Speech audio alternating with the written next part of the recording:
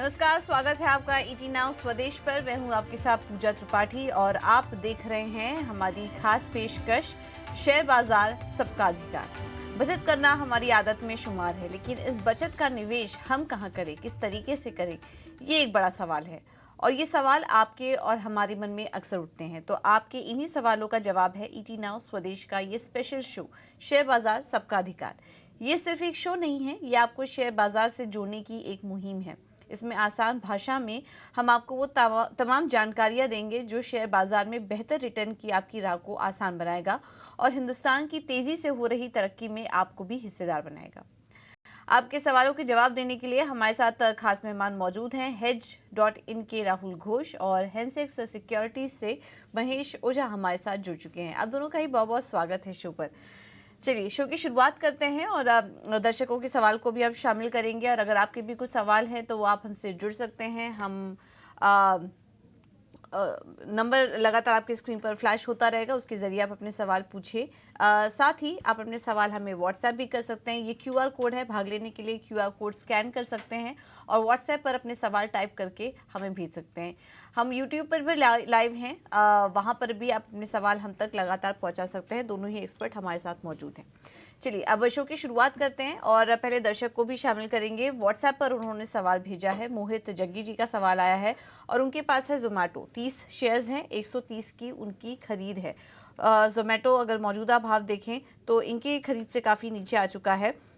इस वक्त जोमेटो 150 के रुपए के आसपास कारोबार कर रहा है, तो इनको हल्का मुनाफा हो रहा है। 130 पर इन्होंने लिया हुआ था और अभी 148 पर कारोबार कर रहा है। हालांकि आज स्टॉक में 5% की गिरावट भी थी, तो इनको और नुकसान भी हुआ होगा अपने शेयर में, लेकिन ओवरऑल अगर देखेंगे तो काफ़ी हल्के मुनाफे में है। 585 के आसपास का मुनाफा इनको हो रहा है स्टॉक में।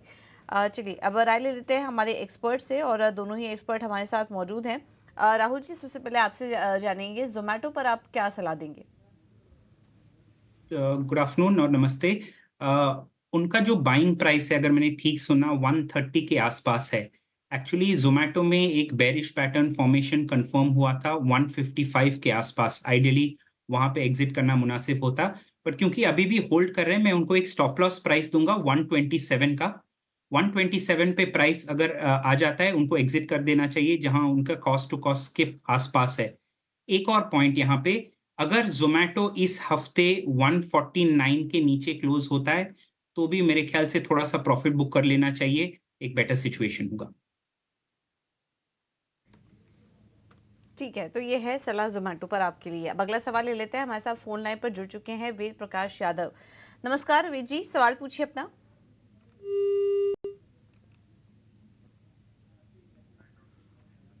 चलिए उनसे संपर्क नहीं हो पा रहा, लेकिन उनके सवाल हैं हमारे पास। एचईएल के स्टॉक हैं 80 रुपये, 80 शेयर्स उन्होंने 2110 पर लिया हुआ था, तो यहाँ पर तो ये फिलहाल मुनाफे में है। और इरेडा का शेयर भी है इनके पास, ये इन्होंने 193 पे लिया था और 127 पर स्टॉक कारोबार कर रहा है। तो फिलहाल ये अपने दोनों ही स्टॉक्स में मुनाफे में हैं। लेकिन महेश जी, जो गिरावट आज हम देख रहे थे जिस तरह की बाजार में, और सबसे ज़्यादा पिटाई आज मिड कैप और स्मॉल कैप शेयरों में देखने को मिली है। आज ही नहीं, पिछले काफ़ी समय से ये स्टॉक टूट रहे हैं, तो उसमें चिंता करना लाजमी है। वेद प्रकाश यादव जी जैसे कई सारे दर्शक हैं जो कि अपने निवेश को लेके थोड़ा अब परेशान हो रहे हैं, तो इन्हें सलाह दीजिए। एचएएल पर अभी हल्के मुनाफे में है, लेकिन क्या मुनाफा लेके इन्हें निकल जाना चाहिए? और इरेडा में भी राय दीजिए। ये इन्होंने 93 पर लिया था और स्टॉक इस वक्त 127 पर आ चुका है, तो क्या करें दोनों शेयर में? बिल्कुल डेफ़िनेटली चिंता की बात लाज़मी है। जैसे मार्केट थोड़ा डाउनवर्ड आ रहा है, तो थोड़ा-सा हल्का चिंतित होना ज़रूरी है।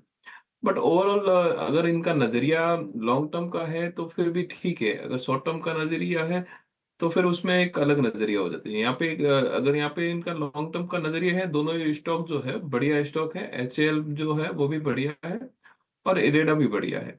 तो अगर इनका लॉन्ग टर्म का नज़रिया 6 से 9 और 12 महीने का नज़रिया है, तो दोनों ही स्टॉक्स को होल्ड करने की सलाह रहेगी। एचएएल भी और इरेडा भी, दोनों ही कंपनियाँ हैं जो काफ़ी स्ट्रॉन्ग है। हाँ, यहाँ पे एक जो स्ट्रक्चर चल रहा है मार्केट के अंदर, वहाँ पे एक थोड़ी-सी प्रॉफिट बुकिंग ज़रूर देखने को मिल रही है। उसके कारण से घबराने की ज़रूरत नहीं है, दोनों ही कंपनी फंडामेंटली काफ़ी स्ट्रॉन्ग है। हाँ, और थोड़ा-सा डाउनवर्ड मिल सकता है, बट ओवरऑल स्ट्रक्चर इनका अगर 12 महीने का व्यू है, तो दोनों ही स्टॉक्स होल्ड करने की सलाह रहेगी।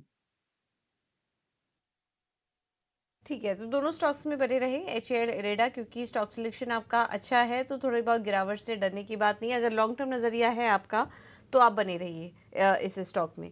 अब आगे बढ़ते हैं। व्हाट्सएप पर ही हमें अगला सवाल आया है, पुणे से आसिफ जी ने भेजा है। सवाल है इनका एनसीसी पर 45 शेयर 70 पर इन्होंने लिया हुआ था और काफ़ी अच्छे मुनाफे में है। 212 पर स्टॉक कारोबार कर रहा है ये इस वक्त, लेकिन एनसीसी में भी आज हमने देखा कि 10% की गिरावट इस स्टॉक में देखने को मिली है। क्या करें यहाँ पर इस स्टॉक में? राहुल जी आप सलाह दीजिए। एनसीसी मुनाफा लेकर निकल जाना चाहिए इन्हें अब? मेरे ख्याल से मुनाफ़ा लेके निकल जाना चाहिए। अगर उनका लॉन्ग टर्म भी व्यू है तो भी एक स्टॉप लॉस मैं सजेस्ट करूँगा। स्टॉप लॉस होगा 190 पे। 190 आ जाए तो अच्छा मुनाफ़ा मिल रहा है, ऑलमोस्ट 3 गुना हो गया है stock. I would suggest to exit. ठीक है, तो एनसीसी अगर चाहे तो 190 का स्टॉप लॉस लगाकर बने रहे, तब भी आप मुनाफे में ही रहेंगे। और अगर लॉन्ग टर्म नज़रिया है तो कोई वैसे दिक्कत वाली बात नहीं है, स्टॉक को आप होल्ड भी कर सकते हैं। लेकिन अगर गिरावट से थोड़ा घबराए हुए हैं तो फिर स्टॉप लॉस लगा लीजिए 190 का। आगे बढ़ते हैं। व्हाट्सएप पर हमें सवाल भेजा है सरोज जी ने। 3 स्टॉक्स हैं इनके पास, धनलक्ष्मी बैंक, ओलेक्ट्रा ग्रीन और पतंजलि फूड्स। ये 3 शेयर्स हैं इनके पास। एक एक करके आपको लेवल्स बता देते हैं। इन्होंने धनलक्ष्मी बैंक को 51 रुपये पर लिया हुआ था, वहाँ पर नुकसान हो रहा है। ओलेक्ट्रा ग्रीन टेक की बात करें तो यहाँ पर भी ये नुकसान झेल रहे हैं करीब 7,000 का। और पतंजलि फूड्स इन्होंने 1598 पर लिया हुआ था। एक बार उसका भी लेवल्स आपको दिखा देते हैं। पतंजलि फूड्स अगर देखें तो इधर भी इन्हें नुकसान हो रहा है। तो तीनों ही स्टॉक्स में भारी नुकसान हो रहा है, करीब 7 से 8,000 का नुकसान इन्हें इनके सभी निवेश में हो रहा है। यहाँ पर क्या सलाह देंगे आप Mahesh ji? Patanjali Foods, Dhanlaxmi Bank, Olectra Green Tech, नुकसान तो काफ़ी ज़्यादा हो रहा है, कुछ बदलाव करने की का सुझाव देंगे इन्हें आप?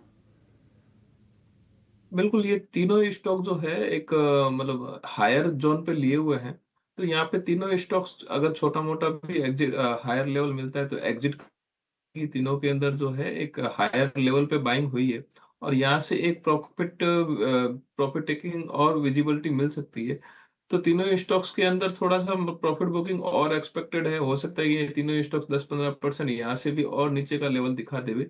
तो एक बार का इनको एग्ज़िट की सलाह रहेगी तीनों स्टॉक्स। और अगर इनको स्विच करना है तो कोई भी अगर बैंक्स के अंदर है तो वहाँ पे एक स्विच करने की बड़े बैंक्स हैं वहाँ पे स्विच करने की सलाह मिल सकती है। बट ओवरऑल तीनों के अंदर ही एक बार का एग्ज़िट की सलाह रहेगी। एग्जिट कर लीजिए, नुकसान काफ़ी हो रहा है लेकिन नुकसान और बढ़ सकता है आपके तीनों निवेश में। तो फिलहाल एग्जिट कर लीजिए स्टॉक से, या फिर कोई भी उछाल मिले तो निकलने की कोशिश कीजिए यहाँ पे। लेकिन उछाल मिलना थोड़ा भी मुश्किल नज़र आ रहा है इस तरह के मार्केट में। तो बेहतर रणनीति यही होगी कि और नुकसान से बचिए और एग्जिट कर लीजिए। और उसके बजाय किसी और बैंक में आप एंट्री करेंगे, बड़े बैंक में एंट्री करेंगे, तो वहाँ पर आपका निवेश और आपका जो नुकसान की भरपाई है थोड़ा समय लग सकता है लेकिन हो जाएगी। अरुण जैन हमारे साथ जुड़े हैं अगले दर्शक फोन लाइन पर। अरुण जी नमस्कार, सवाल पूछिए अपना। हाँ जी नमस्कार। जी हेलो। जी अरुण जी सवाल पूछिए अपना। नमस्कार, जी पूछिए।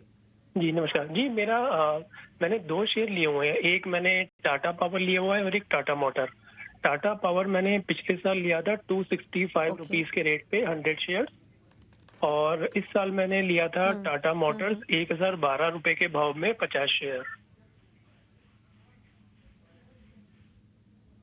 ओके ठीक है, तो अभी समय दे सकते हैं आप ना दोनों स्टॉक्स को? हाँ जी मैं समय दे सकता हूँ। बस मेरा क्वेश्चन ये है कि ये मार्केट तो अभी ज्यादा नीचे जा रहा है, तो ये दोनों और नीचे जाएंगे क्या? ठीक है, टाटा पावर में तो हल्का मुनाफा हो रहा है, टाटा मोटर्स में नुकसान झेलना पड़ रहा है इन्हें। टाटा मोटर्स 1012 पर लिया था, थोड़ा ऊपरी लेवल पर ले लिया था और 973 पर कारोबार कर रहा है, क्योंकि 1065 तो स्टॉक का 52 वीक हाई ही है, तो वहाँ पर इन्होंने एंट्री ले ली थी। चलिए राहुल जी आप सजेस्ट कीजिए। थोड़ा ऑल टाइम हाई लेवल के पास इन्होंने टाटा मोटर्स में एंट्री कर ली थी, तो वहाँ पर तो नुकसान हो रहा है इन्हें। टाटा पावर में ये फिलहाल अभी मुनाफे में है। लेकिन क्या करें अब, जैसा कि हम बात भी कर रहे थे कि आज की गिरावट से थोड़ा घबराए हुए हैं निवेशक। लेकिन ये 2 स्टॉक सिलेक्शन इनके कैसे हैं, इन्हें चिंता करने वाली बात है क्या कोई, या फिर बने रह सकते हैं?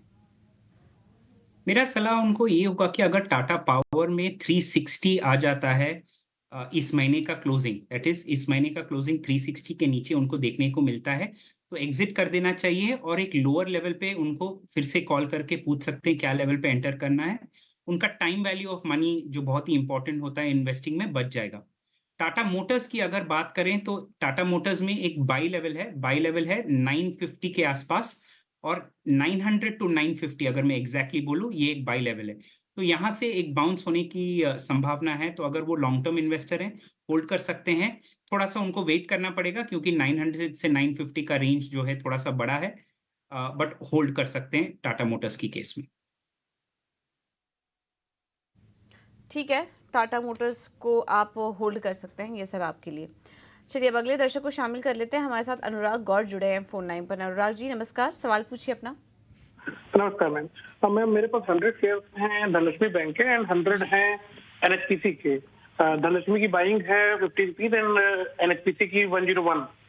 तो इन पे सर मैं अभी चाहता हूँ कि अभी पे होल्ड करूँ या एवरेजिंग करूँ, क्या करूँ? एनएचपीसी आपने 101 पे लिया था? जी जी। ठीक है, थोड़ा तेज़ी में ले लिया था यहाँ पे, लेकिन आज एनएचपीसी देखिए आज ये स्टॉक भी करीब 10% टूटा, पावर शेयर टूट रहे हैं हाल फिलहाल में। और धनलक्ष्मी बैंक पे तो हमने वैसे भी थोड़ी देर पहले बात भी की थी। महेश जी यहाँ से निकल जाने की सलाह दे रहे थे, 50 रुपये पर आपकी खरीद भी है। लेकिन अब महेश जी फिर आप ही सलाह दीजिए, अगर धनलक्ष्मी बैंक से एग्जिट करें तो फिर और कौन से स्टॉक में ये एंट्री ले सकते हैं, और एनएचपीसी कैसा लग रहा है आपको? धनलक्ष्मी बैंक जो है वो वहाँ पे तो एग्जिट करने की सलाह ही है। उसके कंपैरिजन में अगर महाराष्ट्र बैंक अगर इनको लेना रहेगा, तो महाराष्ट्र बैंक में स्विच कर लीजिए। वो ज़्यादा अट्रैक्टिव लग रहा है धनलक्ष्मी बैंक को छोड़ के। तो महाराष्ट्र बैंक में यहाँ से एग्जिट करके वहाँ पे अगर छोटी बैंक में लेना है तो वहाँ पे ले सकते हैं। बड़े बैंक में जाना है तो आप आईसीआईसीआई बैंक में स्विच कर सकते हैं। और एनएचपीसी जो स्पेसिफिक है, एनएचपीसी के जो आपने बन रहा है, तो एनएचपीसी के अंदर आपका जो ऑलरेडी जो है, उसको तो आप होल्ड कर लीजिए। नया अगर बाइंग करना है, तो आप एक 72 या 70 से मतलब 65 से 70 के बीच में अगर दिखाता है, तो वहाँ पे एक और आप है ना ऐड कर लीजिए, तो आपका एवरेजिंग कम हो जाएगा। उसके बाद में आपको जो अपर साइड मिलेगा, तो उसमें एग्जिट करने को मिल जाएगा। फिलहाल तो एक यहाँ पे प्रॉफिट बुकिंग एनएचपीसी में भी दिखाई दे रहा है। तो थोड़ा और डाउनसाइड एक्सपेक्टेड है बट स्टॉक को में कोई प्रॉब्लम नहीं है। हाँ, थोड़ा बहुत प्रॉफिट बुकिंग आएगा तो लोअर लेवल में यहाँ पे एक आप एवरेज कर लीजिए इनको और वो आपका जो एवरेज है स्टॉक्स का कम हो जाएगा। उसके बाद में थोड़ा बहुत भी अपसाइड आएगा तो आपको एग्जिट करने का चांस मिल जाएगा। ओके, तो एनएचपीसी को आप एवरेज कर सकते हैं, थोड़ा और नीचे आ जाए तो। और धनलक्ष्मी बैंक से तो एग्जिट कर लीजिए, उसकी जगह बैंक ऑफ महाराष्ट्र थोड़ा बेटर लग रहा है उसके सामने, आप वहाँ पर एंट्री ले सकते हैं और आपका जो नुकसान है वहाँ पर भी तेज़ी से रिकवरी आएगी। अगला सवाल ले लेते हैं। हमारे साथ रमेश गुप्ता जी जुड़े हैं फ़ोन लाइन पर। रमेश जी नमस्कार, सवाल पूछिए अपना। मैम नमस्कार। मैम मेरे पास ना 10 हैं टाटा इलेक्ट्रिक शेयर और वो मैंने काफी पहले लिए थे, जिस समय ये 9,000 से भी ऊपर चला गया था, तो तब मैंने भेजे नहीं।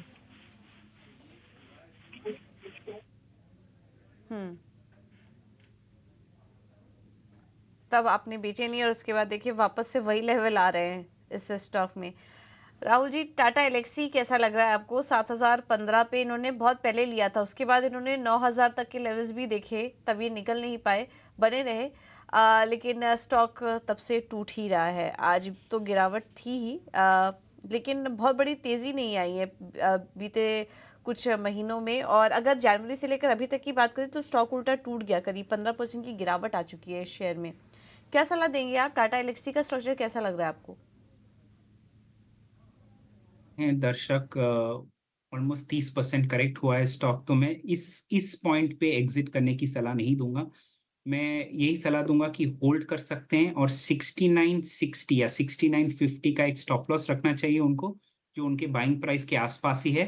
होल्ड कर सकते हैं। रीजन ये कि एक मंथली बाई जोन है जो 7,200 7,250 के आसपास है, तो उसका प्ले आउट होने के चांसेस हैं। वो टाइम ही बताएगा प्ले आउट होगा कि नहीं, बट 6950 का हाल फिलहाल में स्टॉप लॉस रख के उनको होल्ड करना चाहिए।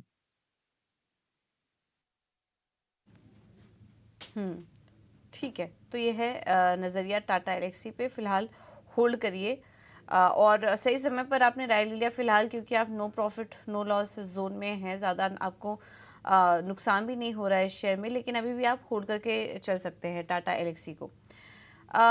अगले दर्शक हमारे साथ प्रदीप जी जुड़े हैं फ़ोन लाइन पर। प्रदीप जी नमस्कार, सवाल पूछिए अपना। मैम नमस्कार।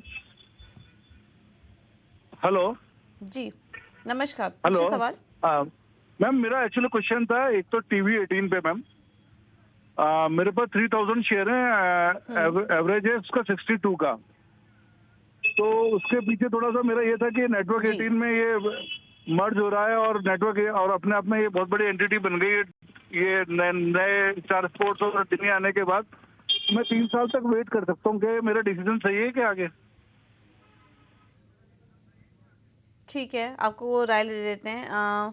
महेश जी, टीवी 18 को क्या आप ट्रैक करते हैं? 62 रुपये पर इन्होंने लिया हुआ था, वजह भी इन्होंने बताई, अपने हिसाब से रिसर्च किया, लेकिन ऐसा कुछ स्टॉक पर नज़र नहीं आया और हम देख रहे हैं स्टॉक लगातार टूट ही रहा है। 62 रुपये पर इन्होंने एंट्री ले ली थी, पिछले एक महीने में 20% ये स्टॉक ऑलरेडी टूट चुका है। क्या सलाह देंगे टीवी 18 में? लॉन्ग टर्म के लिए रुकना सही होगा या फिर स्विच कर ले अपने निवेश को? और नुकसान इनको काफ़ी हो चुका है इस शेयर में। नहीं, डेफिनेटली इनका जो नज़रिया था वो भी सही है और स्टॉक्स है वो भी सही है। स्टॉक्स में एक सेलिंग प्रेशर बना हुआ है, कारण इनके रिजल्ट्स वगैरह जो थोड़े मतलब रिजल्ट में थोड़ी खराबी आई थी, तो उसके कारण से डाउन है। बाकी ओवरऑल इनकी स्टॉक्स की जो वैल्यूएशन है वो 100 रुपीज़ से ऊपर होनी चाहिए।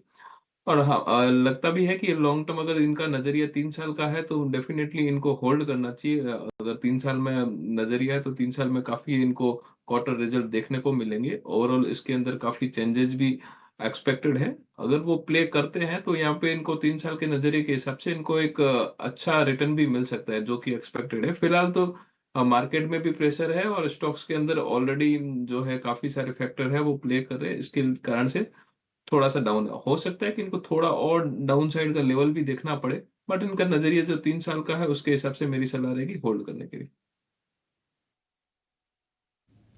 ठीक है, तो अगर आप लॉन्ग टर्म के लिए रुक सकते हैं तो रुक जाइए, अदरवाइज अगर और नुकसान नहीं झेल सकते तो उस हिसाब से फिर आप अपना डिसीजन ले सकते हैं, क्योंकि स्टॉक यहाँ से और टूट सकता है। लेकिन जैसा कि महेश जी बता रहे हैं कि 3 साल का अगर आप इंतजार करें तो स्टॉक में रिकवरी आएगी।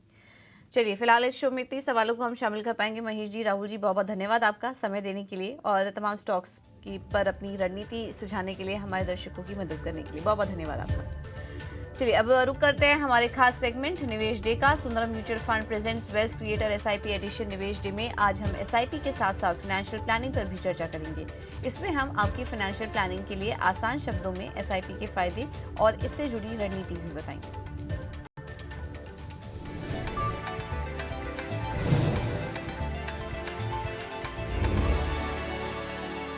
Hello and welcome to Sundaram Mutual Presents Wealth Creators SIP Edition Nivesh Day. I'm Anisha. And I'm Aisha, and today we're going to be delving into a crucial aspect of financial planning: how to plan for your financial goals via SIPs or systematic investment plans. SIPs? That's a word we have heard a lot these days, but what exactly is SIP and how is it beneficial? Absolutely, SIPs are a fantastic tool for individuals looking to achieve their financial goals. It stands for Systematic Investment Plan, where you invest a fixed amount regularly in mutual funds. Interesting. So, how can someone effectively use SIPs to plan for their financial goals exactly? Well, the first step is to identify your financial goals, whether it's buying a house, funding your child's education, or planning for retirement. Okay, so once you've identified your goals, how does SIP come into play? Well, SIPs allow you to invest systematically over a period of time, allowing you to start small and build your investment kitty over time. It also averages out your investment costs, where for a fixed investment amount, you get fewer units when the NAV is high and more when the NAV is low. So SIPs also help you benefit from the power of compounding. Okay, that point is noted, but how does one choose the right SIP for their goals? Well, it's crucial to align your SIP amount with the goal's time horizon and your risk tolerance. Equity SIPs are ideal for long-term goals, while debt SIPs are better suited for short-term goals with lower risk. But can you give us an example of how SIPs can actually make a difference? Certainly. Let's say you're planning for your child's education, which is about 15 years away. Instead of a lump sum investment, you can start an SIP, investing a fixed amount monthly.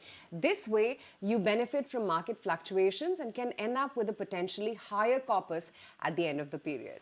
So it's about disciplined investing over a period of time, right? Exactly. SIPs instill financial discipline and they're flexible too, so you can start with a small amount and increase it as your income grows. That's valuable information. Any tips for our viewers on how to start with SIPs? Well, begin by defining your financial goals, understand your risk tolerance, and choose SIPs that align with your objectives. And remember, consistency is key. Well, there you have it. How to plan your financial goals with SIPs. It's about setting goals, being disciplined, and letting your money work for you. And that wraps up our discussion for today. Stay tuned for more financial insights right here. See you next time.